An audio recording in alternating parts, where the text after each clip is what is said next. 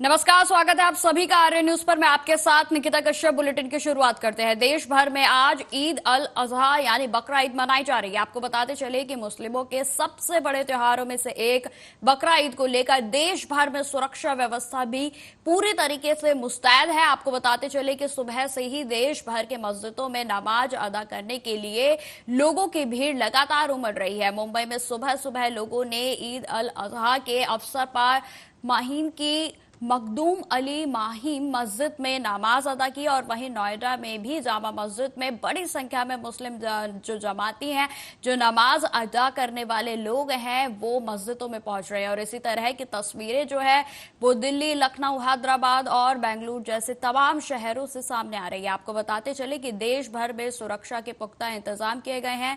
वहीं बिहार के डीएम ने इस पर बातचीत करते हुए बताया कि ईद अल अजहा को लेकर जिला प्रशासन की ओर से पूरे कड़े इंतजाम किए गए हैं और जिसको लेकर जगह जगह पर सुरक्षा कर्मियों को तैनात किया गया है।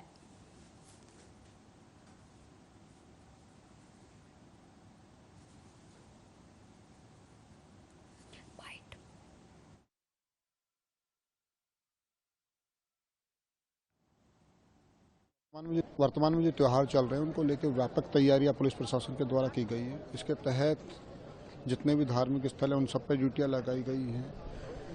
मिश्रित आबादी के साथ साथ कानून व्यवस्था को प्रभावित करने वाले जितने भी स्थान हैं, जहां पर भी भीड़ भाड़ है, ट्रैफिक है, उन सब की व्यवस्था पुलिस के द्वारा की गई है। इसमें हम लोग इंश्योर करवा रहे हैं कि सिविल पुलिस के साथ साथ हमारी पीएससी और पैरामिलिट्री की फोर्स जो मिली है उसके माध्यम से सुरक्षा व्यवस्था सुनिश्चित करें। ड्रोन्स और कैमरों के माध्यम से हम लोग निगरानी सुनिश्चित कर रहे हैं। जो सुरक्षा व्यवस्था है वो बहुत बेहतर है। हमारा सभी धर्मगुरुओं के साथ वार्ता हो चुकी है, पुलिस कमेटी की मीटिंग्स हो चुकी हैं। तो जो वर्तमान में त्यौहार चल रहे हैं वो शांतिपूर्वक और सौहार्द के साथ मनाए गए। वर्तमान में जो त्यौहार चल देखिए, जैसे कि हम ईद पे रखते हैं, व्यवस्था रखते हैं, उसी तरीके से हमने बकरा ईद पे व्यवस्थाएं की हैं। जो भी रोड से इसकी तरफ इस रोड पे आ रहे हैं, मेन रोड पे जुड़ रहे हैं, उस सब पे बैरिकेडिंग की है और बड़े वाहनों को रोका गया है। चूंकि 7:30 बजे से नमाज है तो अभी से हमने बैरिकेडिंग कर दी है और सारी व्यवस्थाएं चल रही हैं। और कोई भी जो पशु पकड़ने वाली टीम है वो भी एक्टिव है। नगर पालिका की तरफ से साफ सफाई सारी की गई है, कोई दिक्कत नहीं। देखिए, जिला प्रशासन की ओर से यहाँ पे जो है कुछ इंतजामात किए गए हैं। एक तो मेडिकल टीम हमारी यहाँ पे मौजूद है, हमारे वाटर एटीएम से यहाँ पे लगाए गए हैं। कुछ इमरजेंसी हो जाए तो उसके लिए फायर और अन्य विभाग के पदाधिकारी भी यहाँ पे है। तो मेरा सभी लोगों से यही अनुरोध रहेगा कि आज ईद शांति से मनाएं, एक दूसरे के गले मिले और जो इस शांति और सौहार्द का जो पर्व है और जो बिहार की गरिमा है उसको बरकरार रखें। जिला प्रशासन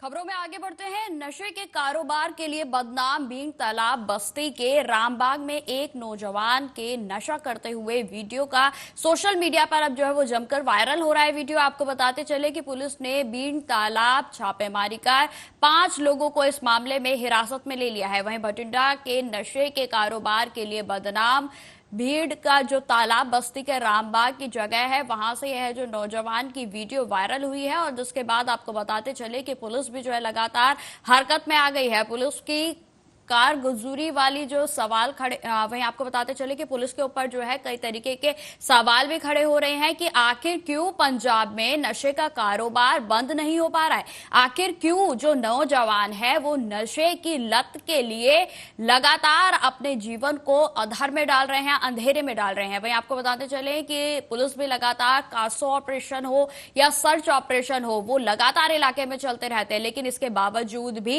नौजवान खुले नशा कर रहे हैं और जिसकी अब यह वीडियो सोशल मीडिया पर जमकर वायरल हो रही है। और जिसके बाद आपको बताते चले कि इस मामले में पुलिस की ओर से 5 लोगों को हिरासत में ले लिया गया है।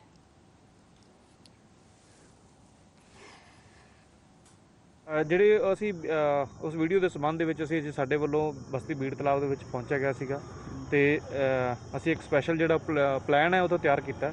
ਉਸ ਸੰਬੰਧ ਦੇ ਵਿੱਚ ਅਸੀਂ ਅੱਜ 5 ਜਿਹੜੇ, ਕਿਉਂਕਿ ਅਲੱਗ-ਅਲੱਗ ਟਾਈਮ ਦੇ ਉੱਪਰ ਜਦੋਂ ਅਸੀਂ ਮਾਰਨਿੰਗ ਕਰਦੇ ਹਾਂ, ਕਈ ਵਾਰ ਸਾਡੇ ਵੱਲੋਂ ਈਵਨਿੰਗ, ਅੱਜ ਅਸੀਂ ਬਾਅਦ ਦੁਪਹਿਰ ਜਿਹੜਾ ਤਕਰੀਬਨ 2 ਵਜੇ ਦੇ ਕਰੀਬ ਸਾਡੇ ਵੱਲੋਂ ਆਪਰੇਸ਼ਨ ਚਲਾਇਆ ਗਿਆ ਸੀ, ਜਿਹਦੇ ਵਿੱਚ ਅਸੀਂ ਨਾਕਾਬੰਦੀ ਕੀਤੀ ਸੀਗੀ।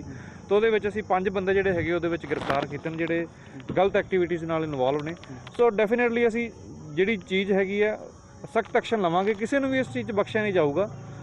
ਇਹ ਜਿਹੜੇ ਬਸਤੀ ਬੀੜ ਤਲਾਬ ਦੀ ਸਾਨੂੰ ਪਹਿਲਾਂ ਵੀ ਕਾਫੀ ਕੰਪਲੇਂਟਸ ਹੈਗੀਆਂ, ਉੱਥੇ ਕਾਫੀ ਬੰਦੇ ਜਿਹੜੇ ਹੈਗੇ ਨਸ਼ੇ ਦੇ ਵਿੱਚ, ਡਰੱਗਸ ਦੇ ਵਿੱਚ ਇਨਵੋਲਵ ਨੇ, ਛੋਟੀ ਜਿਹੜੀ ਪੈਟੀ ਜਿਹੜੀ ਹੈਗੀ ਸਪਲਾਈ ਦੇ ਵਿੱਚ ਇਨਵੋਲਵ ਹੈਗੇ ਨੇ। ਸੋ ਸਾਡੇ ਵੱਲੋਂ ਇੱਕ ਸਪੈਸ਼ਲ ਪਲਾਨ ਤਿਆਰ ਕੀਤਾ ਗਿਆ ਬਸਤੀ ਬੀੜ ਤਲਾਬ ਨੂੰ ਲੈ ਕੇ, ਤੇ ਅਸੀਂ ਡੈਫੀਨੇਟਲੀ ਜਿਹੜੀ।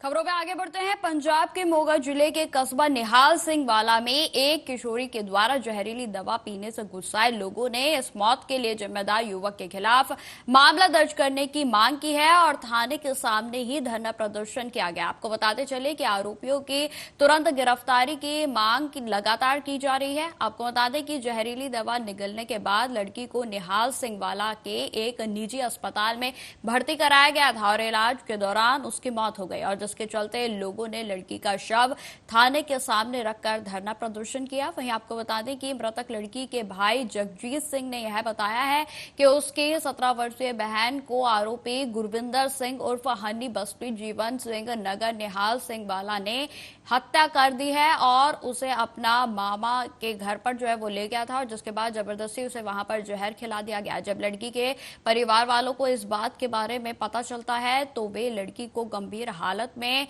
उसके मामा के घर से वापस लेकर आते हैं, और जिसके बाद उसे निहाल सिंह वाला में एक निजी अस्पताल में भर्ती कराया जाता है, और जहां इलाज के दौरान लड़की दम तोड़ देती है। आपको बताते चले कि लड़की के परिवार वाले मांग कर रहे हैं कि कथित दोषियों के खिलाफ मामला दर्ज किया जाए और साथ ही साथ उनकी तत्काल गिरफ्तारी भी की जाए।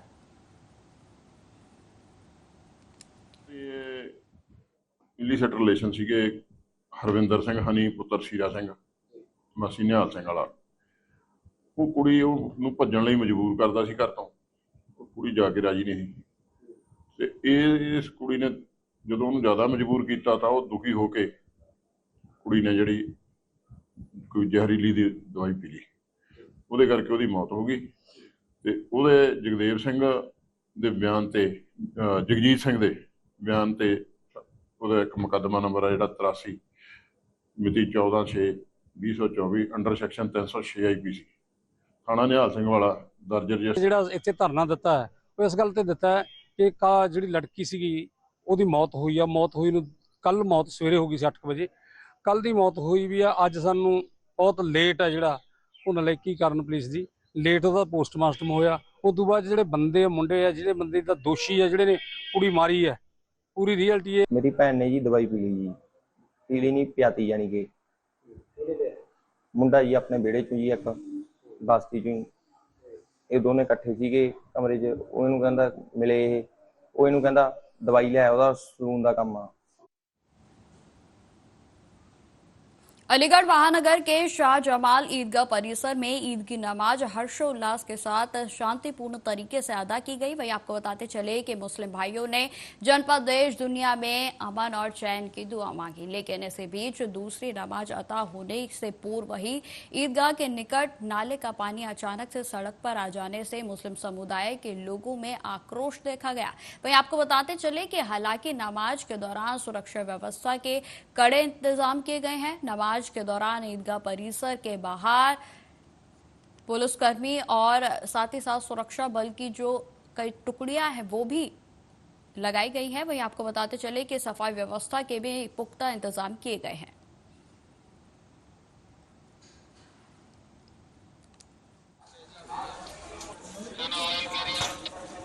अभी हम तकरीबन 5 बजे से हैं, हमारे तमाम लोग हैं और यहाँ प्रशासन के भी लोग हैं। ऐन वक्त पे जब खुतबा शुरू हुआ, खुतबा शुरू होते ही जो है गंदे नाले का पानी जो बाहर आना शुरू हो गया, तो बड़ा मामला संगीन हो गया। ऐसा कैसे हो जाएगा, आने वालों के कपड़े ख़राब हो जाएंगे और ईद का मौका है। तो इमीडिएटली फ़ौरन जो है CO साहब से हमने अवगत किया और SP साहब भी आए। तो जहाँ तक हमें ये समझ में आ रहा है कि जब कल DM साहब और तमाम नगर आयुक्त वगैरह सब मौजूद थे, कप्तान साहब भी मौजूद थे और इस बात की तवज्जो दिलाई गई कि सफाई सुथरा खास ख्याल रखा जाए और नालों का खास। देखिए, ईद का पैगाम ये मैं अपनी तकरीर के दौरान कहा, ये मोहब्बत का पैगाम है, कुर्बानी का पैगाम है। और मैंने ये भी कहा था कि हर मोहब्बत जो है कुर्बानी चाहती है। अगर हमें किसी के साथ मोहब्बत है तो कहीं ना कहीं हमें थोड़ा सा कंप्रोमाइज़ करना पड़ता है, और इसी का नाम मोहब्बत है। ये न समझ जाए कि हम किसी तरीके से उसमें एहसास कमतरी मफला ही नहीं। पहले से ईदगाह कमेटी और यहाँ के जो सम्रांत लोग थे उनसे अपील कराई गई थी सहल मुफ्ती साहब से, और लोगों के सहयोग से, आपस में पुलिस प्रशासन के सहयोग से शासन की मंशा अनुसार नमाज संपन्न कराई गई। कोई भी सार्वजनिक स्थान पर नमाज नहीं पढ़ी गई, और नगर निगम की टीम भी पूरा रात से ही सक्रिय रही, साफ़ सफाई व्यवस्था तो पूरा देखते रहे, छिड़काव वगैरह। और अभी इसके बाद भी हमारी 48 जगह नगर निगम की जो है पिकेट लगी हुई हैं। देखिए, आज 17 तारीख को ईद की नमाज 2 पालियों में अदा की गई है, और सभी तरह की व्यवस्था, शरीर सुरक्षा के लिए एक कंपनी RF और एक कंपनी PSE भी यहाँ पे बुलाई गई थी। लोगों के सहयोग से सकुशल ईद की नमाज संपन्न यहाँ पर करवाई गई है। एक कंपनी PSE यहाँ पर लगाई।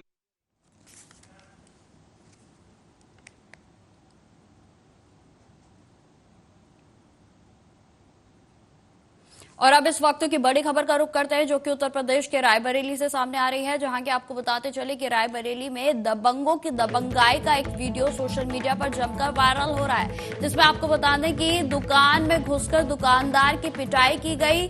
लोहे की रॉड का इस्तेमाल करते हुए दुकानदार की पिटाई की गई है। वहीं आपको बता दें कि हमले में दुकानदार मोहम्मद अनस गंभीर रूप से घायल हो गया, और जिसे स्थानीयों की मदद से अस्पताल में भर्ती कराया गया। वहीं आपको यह भी बताते चले कि युवक के हालात जो है वो काफी गंभीर बताए जा रहे हैं, और जिसको देखते हुए डॉक्टरों के द्वारा रायबरेली युवक को, जो घायल युवक था, उसे रेफर करवा दिया गया है। वहीं आपको बताते चले कि गंदागंज थाना क्षेत्र के कुडाचक शगुनपुर का ये गांव की जो है घटना बताई जा रही है, जिसमें कि आपको बताते चले कि दबंगों के दबंगाई का एक वीडियो सामने आया है, जिसमें दुकानदार की ही दुकान में घुसकर जो है उस पर हमला किया जाता है, लोहे की रॉड से उस पर हमला किया जाता है, और जो पिटाई की जाती है वो इतने बुरे तरीके से की जाती है कि जो दुकानदार है वो गंभीर रूप से घायल हो गया है, और जिसके हालात जो है बेहद ही नाजुक बने हुए हैं, और जिसको देखते हुए अब डॉक्टरों के द्वारा उसे रेफर कर दिया गया है। आपको बताते चले कि रायबरेली जो है वो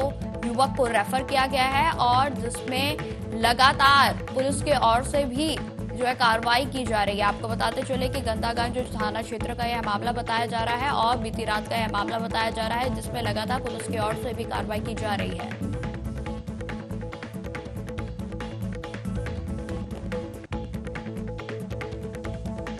हुआ कि हमारी सैलून की दुकान है, हाँ। साहू जनरल स्टोर के बगल में, हाँ। इसमें हमारे दोनों भाई काम कर रहे थे। एक भांजा था हमारा, एक भाई था, हाँ। चंदभान सिंह, गोलू सिंह, हंसराज सिंह और इमरान अली। हाँ। ये आके इमरान अली पकड़े थे, चंदभान सिंह, गोलू सिंह, हंसराज सिंह, हाँ। ये आके इसके ऊपर राड से मारे हैं, और मारने के बाद उसके कनपटी पे कट्टा लगाए थे, और जब पूरे गांव वाले दौड़े तो उनको छुड़ाया गया। कहाँ की घटना है? ये घटना कुड़ाचक शगुनपुर की है। इसी खबर पर अधिक जानकारी के साथ हमारे संवाददाता ओम शंकर हमारे साथ जुड़ गए। तो ओम शंकर, मामले को लेकर क्या कुछ ताजा अपडेट सामने आ रहा है? ये बिल्कुल, ये जिस तरह से जो है दबंग बेखौफ हो चुके हैं रायबरेली में, वो निश्चित कानून व्यवस्था पर बड़ा सवाल खड़ा कर रहा है। और आपको बता दें, मोहम्मद अनिस की जो है वो नाई की दुकान और ये बाल काटने का काम करता है। इसी दौरान जो है देर रात, मान के चलिए 10 बजे के आसपास जो है वो अपनी दुकान पर ही मौजूद था। तभी 3 दबंग मौके वो दुकान के अंदर घुसाए और अचानक जो है दुकानदार के ऊपर लोहे की राड व डंडों से हमला बोल दिया, जिससे वो गंभीर रूप से घायल हो गए। जब उसकी चीख पुकार सुनकर स्थानीय लोग दौड़े तो हमलावर मौके से फरार हो गए। वहीं घायल युवक को नजदीकी स्वास्थ्य केंद्र ले जाया गया, जहां उसकी हालत को गंभीर देखते हुए जिला अस्पताल रायबरेली के लिए रेफर कर दिया गया है। जी ओम शंकर जी, हमले की वजह क्या है? क्या कोई कारण सामने आया है अभी तक? जी, हमले की वजह जो है वो मामूली कहा सुनी आई। बाल काटने के जो नंबर लगाया था उसी को लेकर कुछ विवाद हुआ था, और जिसके बाद जो है ये दबंग जो है अपने 2 साथियों को और लेकर चला आया और दुकान में घुसकर उससे मारपीट की। और घायल युवक मोहम्मद अनस को जो है वो जिला अस्पताल में भर्ती कराया गया है, जहां उसके सर और शरीर पर काफी चोटें हैं। उसको भर्ती करके उसका इलाज शुरू कर दिया गया है। जी ओम शंकर जी, अगर बात की जाए तो जो हमलावर थे, क्या वो अकेला था या फिर और भी लोग शामिल थे? नहीं, 3 युवक थे। हमलावर 3 युवक थे और तीनों ने हमला बोला है और दुकान में तोड़फोड़ भी की है। उसके बाद जो है सभी हमलावर जो है जब स्थानीय लोगों ने उसको दौड़ाया तो उसके बाद वो सभी मौके से फरार हो गए। और जो हमलावर थे, क्या वो उन्हें जानता था जो घायल है युवक? हाँ, हमलावरों की उसने पहचान कर ली है और उनके खिलाफ थाने में नामजद तहरीर भी दी है। ठीक है ओमकार जी, आप लगातार हमारे साथ बने रहिए। एक और बड़ी खबर का रुख करते हैं जो कि रायबरेली से ही सामने आ रही है। आपको बताते चले कि 18 वर्षीय युवक की हत्या से लगातार जो है इलाके में सनसनी मच गई है। आपको बताते चले कि घर से 2 दिन पहले जो युवक है वो निकला था और जिसके बाद अब उसका शव जंगल में मिला है। तो आपको बताते चले कि अज्ञात हत्यारों ने जंगल में जो है उसके शव को फेंका गया है। रेलवे ट्रैक के किनारे जंगल में शव मिला है। मृतक अमन प्यारेपुर का बताया जा रहा है। वहीं आपको बताते चले कि जो मृतक है उसकी पहचान अमन के नाम से हुई है और जो कि प्यारेपुर का बताया जा रहा है। मृतक के हत्यारों की तलाश भी लगातार पुलिस की ओर से की जा रही है। वहीं आपको बताते चले कि पुलिस ने शव को पोस्टमार्टम के लिए भी भेज दिया है।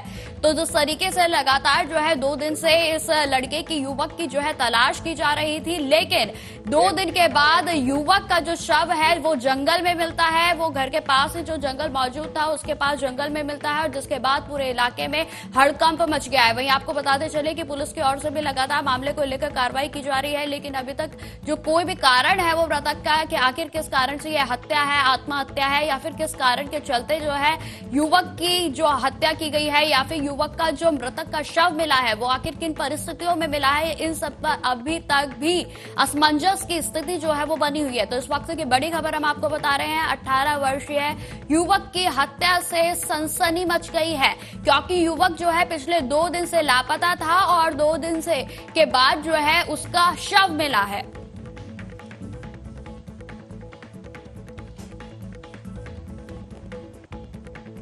इसी खबर पर लगातार हमारे साथ ओम शंकर जी बने हुए हैं। तो मामले को लेकर क्या कुछ जानकारी है ओम शंकर जी? जी, ये हरचंदपुर थाना क्षेत्र के अंतर्गत प्यारेपुर गांव का मामला है, जहां अमन लोधी जिसकी उम्र 18 वर्ष है और वो घर से 2 दिन पहले लापता हो गया था। परिजनों ने बहुत उसको ढूंढा लेकिन उसका कुछ पता नहीं चल पाया।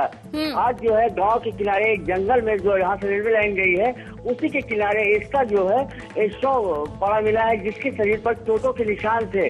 परिजनों ने अज्ञात लोगों पर हत्या का आरोप भी लगाया है। हालांकि सूचना पर पहुंची पुलिस ने शव को कब्जे में लेकर पोस्टमार्टम के लिए भेज दिया है। जी ओम शंकर जी, इसमें जानकारी के अनुसार बताया जा रहा है कि युवक जो है पिछले 2 दिन से लापता था। तो क्या किसी कहासुनी के कारण वह घर से निकला था या फिर कोई और बात थी? नहीं, 2 दिन पहले सब कुछ सामान्य था और लड़का घर से किसी काम से निकला था और उसके बाद लौट कर घर नहीं आया है, जिसके बाद परिजनों ने उसकी बहुत जो है ढूंढा लेकिन उसका कुछ पता नहीं चल पाया। और कल देर रात जो है उसका शव जो है गाँव के किनारे एक जंगल में पड़ा मिला हुआ है और उसके शरीर पर चोट के काफी निशान थे। परिजनों ने हत्या की आशंका जताई है। वही पुलिस जो है आरोपी के शव को मृतक के शव को कब्जे में लेकर जो है वो पोस्टमार्टम रिपोर्ट के लिए भेज दिया और पोस्टमार्टम रिपोर्ट का इंतजार कर रही है। जी ओम शंकर जी, क्या परिवार वालों को किसी पर शक भी है? क्योंकि हत्या के आरोप जिस तरीके से लगाए जा रहे हैं, तो क्या परिवार वालों की और से किसी का नाम भी जो है वो पुलिस को दिया गया है या किसी और तरीके की कोई जानकारी? जी नहीं, परिवार ने अभी किसी के ऊपर जो है शंका नहीं जताई है और अज्ञात हमला और हत्यारों के खिलाफ जो है उसने थाने में तहरीर दी है। पुलिस जो है पोस्टमार्टम रिपोर्ट का इंतजार कर रही है। उसके बाद मुकदमा दर्ज करके हत्यारों की तलाश के लिए टीमें भी गठित कर दी गई हैं और वही पुलिस ने पूरे मामले की जांच शुरू कर दी है। ठीक है ओम शंकर जी, तमाम जानकारी के लिए आपका बहुत बहुत धन्यवाद। खबरों में आगे बढ़ते हैं। हर वर्ष विश्व हिंदू परिषद के अभ्यास वर्ग आयोजित किया जाता है और रायबरेली के गोपाल सरस्वती विद्या मंदिर में यह आयोजन किया जाता है। आपको बताते चले कि इस 10 दिवसीय अभ्यास वर्ग में समापन समारोह पर पहुंचे राम मंदिर ट्रस्ट के महामंत्री चंपत राय ने मंदिर निर्माण में किस प्रकार से पर्यावरण का ध्यान रखा गया है इसको लेकर जानकारी दी है। आपको बताते चले कि चंपत राय जी ने यह बताया कि कि अयोध्या वासियों को बिजली की दिक्कत ना हो सके, इसके लिए सीधे पावर हाउस में बिजली दी गई है और साथ ही मंदिर परिषद का 70% क्षेत्रफल पर्यावरण के लिए इस्तेमाल किया गया है, जिसमें विभिन्न प्रकार के पौधे लगाए जाएंगे। साथ ही भगवान राम के समय के पौधों की प्रजाति भी वैज्ञानिकों के द्वारा विकसित की जा रही है। साथ ही उन्होंने यह भी कहा कि मंत्रि परिषद के अंदर के पानी अयोध्या नगर निगम के सीवर में नहीं उतारा जाएगा। परिषद के अंदर ही जो सीवर ट्रीटमेंट है वो प्लांट लगाए जाएंगे और जिससे पानी साफ होकर बाहर निकाला जाएगा। बहुत सारे काम एक साथ चल रहे हैं और मुझे लगता है दिसंबर 2025 तक सभी कुछ पूर्ण हो जाएगा। मैं चुनावी विश्लेषण में मेरी रुचि नहीं है। नहीं, फिर भी मंदिर को लेकर लोग टिप्पणियां कर रहे हैं। हर एक को लोकतंत्र है, सबको बोलने का पूरा अधिकार। लोगों की वहाँ जमीन गई है, उनका ऐसा कहना, उनको मुआवजे नहीं मिले अभी तक, उस पर कुछ ऐसा? इसका उत्तर प्रशासन देगा। बढ़ोतरी नहीं हुई, बढ़ोतरी महसूस हो रही है। पहले वन वे ट्रैफिक चलता था, कोई बोलता ही नहीं था, समाज मौन रहता था, हमको लगता था कुछ नहीं हो रहा है। अब समाज सामने खड़ा होता है। आज वन वे ट्रैफिक नहीं है, 2 वे ट्रैफिक है। तो फिलहाल इस बुलेटिन में इतना ही। देश दुनिया की तमाम खबरों की जानकारी के लिए बने रहें हमारे साथ। नमस्कार।